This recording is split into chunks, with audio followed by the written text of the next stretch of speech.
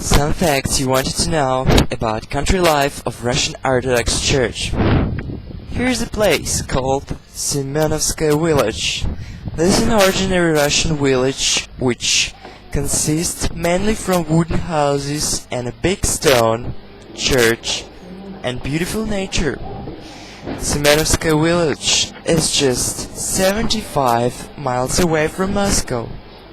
The first information line about the church dates back to 1744, and for the first time church building was the traditional for those times wooden house of God. It happened quite often too for that times when the whole villages were covered with fire, so was raised Semenovsckoe village to the ground, and the St. Demetrius of Solun church was completely burned away and destroyed. So after a bit while, it appeared a liability to build a new stony church on the place of the ruins of prior wooden church. And St. Demetrius of Solun Orthodox Church was established on 1850. To avoid a fire danger, the church building had been moved at the upper place of on the hill near the river Inga. Subsequently, a new village called New Semenovsckoe sprang up around the church. Year after year, the new stone church began to expand on its precious money. One altered and one doomed. At the first time, St. Demetrius of Solun church resumed all the altars one after another. At the beginning of 1817, on peasant clergy and Draves' money too, chain trees were built and consecrated to Christ's ascension and Elias the prophet.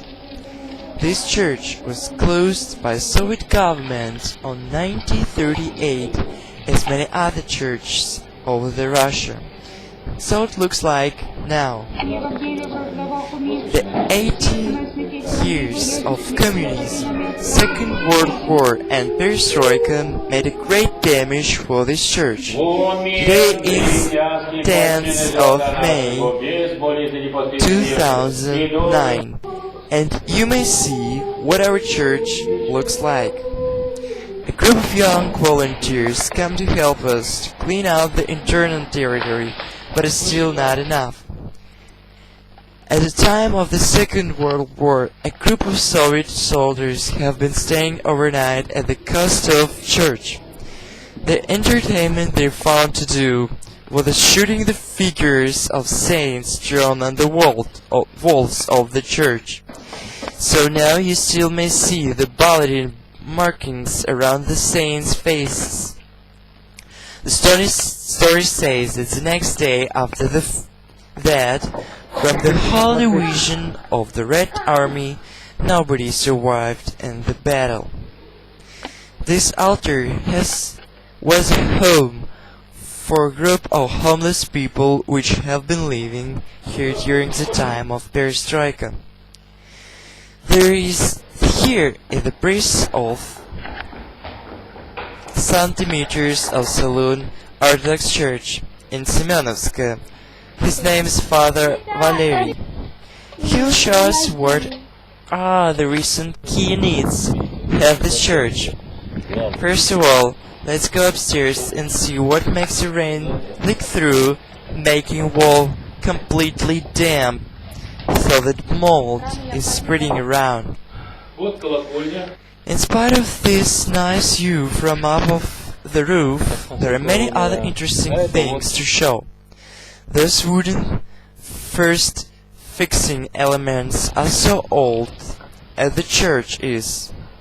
It's almost 200 years now.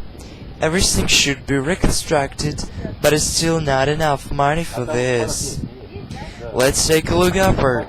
It's a bell tower which used to have 4 levels and many differently sized and shaped bells as required by Russian church tradition. At the age of communism, all the bells were thrown down and melted. It's almost 20 years passed by now since Perestroika began. It seems to be impossible to restore the church, but we believe you may help us to do this. Be part of church's history. All questions on how you can help us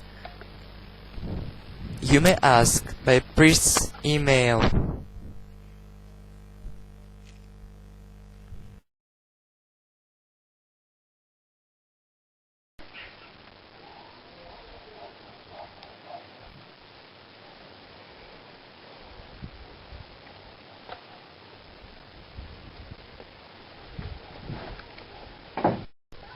Как?